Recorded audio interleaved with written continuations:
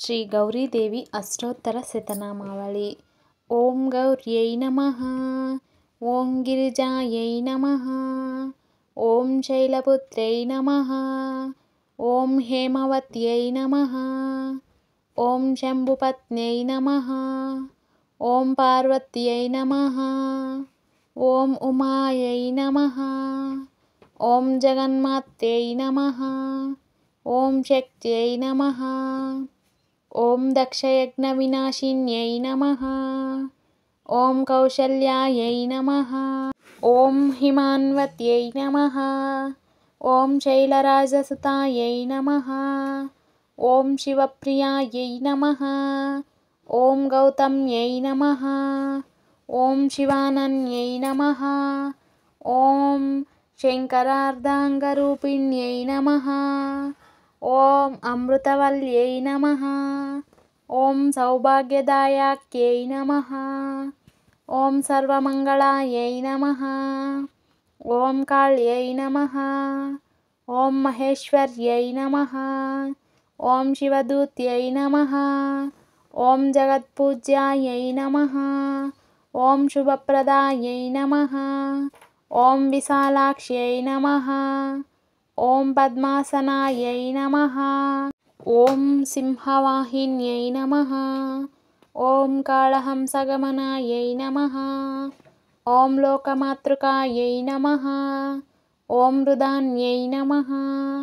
ఓం భవాన్యై నమః. ఓం శర్వాణ్యై నమః. ఓం హరప్రియాయై నమః. ఓం శివకామిన్యై నమః. ఓం శివశక్త్యై నమః. ఓం చండికాయై నమః. ఓం దుర్గాయై నమః. ఓం కాత్యాయన్యై నమః. ఓం సత్యవ్రత్యై నమః. ఓం పతివ్రత్యై నమః. ఓం సౌభాగ్యప్రదాయై నమః. ఓం సర్వేశ్వర్యై నమః. ఓం జగద్ధాత్ర్యై నమః. ఓం సర్వశోభనాయై నమః. ఓం సర్వసంపత్ప్రదాయై నమః. ఓం సర్వసిద్ధిప్రదాయై నమః. ఓం సర్వమంగళకారిణ్యై నమః. ఓం సర్వేశ్వరప్రియాయై నమః. ఓం కౌమార్యై నమః. ఓం యౌవనస్థాయై నమః. ఓం వృద్ధాయై నమః. ఓం అనంతశక్త్యై నమః. ఓం అనంతరూపిణ్యై నమః. ఓం దక్షకన్యాయై నమః. ఓం దక్షిణాయై నమః. ఓం మంగళాయై నమః. ఓం హరవల్లభాయై నమః. ఓం శివదోహిన్యై నమః. ఓం సద్గుణాయై నమః. ఓం సత్యస్వరూపిణ్యై నమః. ఓం సౌమ్యాయై నమః. ఓం సర్వేశ్వర్యై నమః. ఓం శివశక్త్యై నమః. ఓం పరమేశ్వర్యై నమః. ఓం భవప్రదాయై నమః. ఓం భక్తపరిపాలిన్యై నమః. ఓం సర్వానందప్రదాయై నమః. ఓం దయాస్వరూపిణ్యై నమః. ఓం కరుణామూర్త్యై నమః. ఓం శుభాంగిన్యై నమః. ఓం మంగళాయై నమః. ఓం భద్రాయై నమః. ఓం లోకేశ్వర్యై నమః.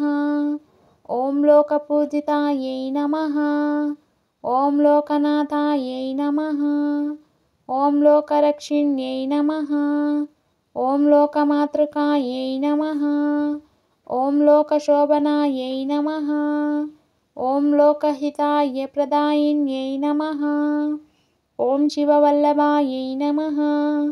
ఓం శక్తిమూర్త్యై నమః. ఓం శాంతాయై నమః. ఓం శుభదాయై నమః. ఓం సర్వకామప్రదాయై నమః. ఓం సర్వసంపద్విదాతిన్యై నమః. ఓం సర్వభూతహితప్రదాయై నమః. ఓం సర్వరక్షకారిణ్యై నమః. ఓం సర్వపాపప్రణాశిన్యై నమః. ఓం సర్వానందకారిణ్యై నమః. ఓం సర్వదేవపూజితాయై నమః. ఓం సర్వవంద్యాయై నమః. ఓం సర్వలక్ష్మ్యై నమః. ఓం సర్వవిఘ్నప్రణాశిన్యై నమః. ఓం సర్వేశ్వర సమారాధ్యాయై నమః. ఓం సర్వసిద్ధిప్రదాయై నమః. ఓం సర్వాశ్రయాయై నమః. ఓం సర్వవంద్యాయై నమః. ఓం సర్వభూతపాలిన్యై నమః. ఓం సర్వేశ్వరప్రియాయై నమః. ఓం సర్వలోకపూజితాయై నమః. ఓం సర్వజ్ఞానప్రదాయై నమః. ఓం సర్వకళ్యాణదాయిన్యై నమః. ఓం సర్వాశ్రయాయై నమః. ఓం సర్వమంగళప్రదాయై నమః. ఓం సర్వపాపహరాయై నమః. ఓం గౌర్యై నమః. గౌరీ అష్టోత్తర శతనామావళి వినడం లేదా చదవడం వలన వివాహ ప్రాప్తి, అంటే వివాహం ఆలస్యంగా అవుతున్న వారు గౌరీ అమ్మను పూజిస్తే త్వరగా శుభ వివాహం జరుగుతుంది. స్త్రీలు గౌరీదేవిని ఆరాధిస్తే దీర్ఘకాల సౌభాగ్యం లభిస్తుంది. కుటుంబంలో శాంతి, ఐశ్వర్యం, ధనం, సుఖ సౌఖ్యాలు పెరుగుతాయి. గత జన్మ పాపాలు తొలగిపోయి పుణ్యం పెరుగుతుంది. భక్తిలో స్థిరత్వం, ఆధ్యాత్మికత, చైతన్యం పెరుగుతుంది. వీడియో ఇష్టమైంటే ప్లీజ్ లైక్ చేసి ఛానల్ను సబ్స్క్రైబ్ చేసుకోండి. Thanks for watching.